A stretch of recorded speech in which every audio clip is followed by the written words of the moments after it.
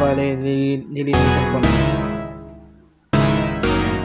Binaklas ko na yun. Nilinisan ko. Para naman hindi nakakaya.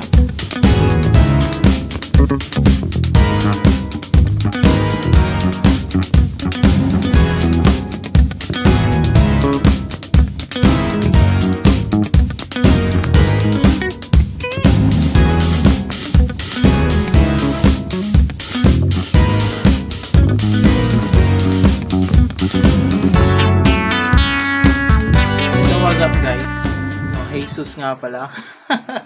So, bale, ito yung update natin dun sa in-install natin yung OS. In-install natin yung Windows 10 sa bootable device.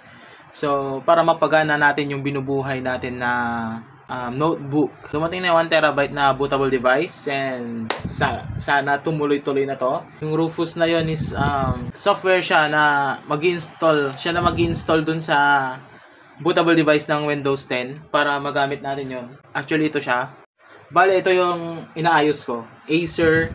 So, dinayagnos ko to nung nakaraan. Binuksan ko and built-in talaga siya. Hindi, corrupted kasi yung ano niya. Guys, corrupted yung 24GB niya na eMMC. Yon. Tapos 2GB DDR3. Yan. Built-in siya. So, bale, notebook lang talaga to. And then, yung may-ari, ang dami-dami in-install dito sa notebook na to. Akala niya siguro pang office, ang bibigat ng mga documents na ginagawa nila sa work niya. So, knowing na teacher yung may-ari nito, so, gagawin ko kasi teacher din ako. Tapos, yun. So, ito lang. Update na tayo. Tapos mamaya, papakita ko sa inyo kung gugana ba. So, bali yan ang gamit ko. Rufus 4.9. Yan. Tapos, yan na siya. Tumutuloy na siya. 85% na siya. Antayin natin matapos. And then, salpak natin dito sa notebook na to. Windows to go. Sana tumuloy-tuloy yan para magawa na natin yung notebook na pinapagawa sa atin ng Madam Tambay.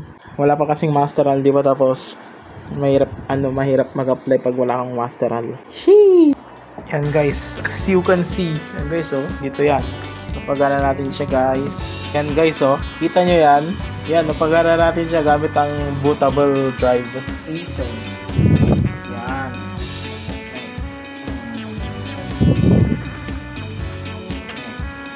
So yun, bale, yan sinaset up ko na. As you can see, yan nyo yun na-revive na natin yung hindi gumaganang notebook nila. Yan na-revive natin gamit ang bootable device. Let's G.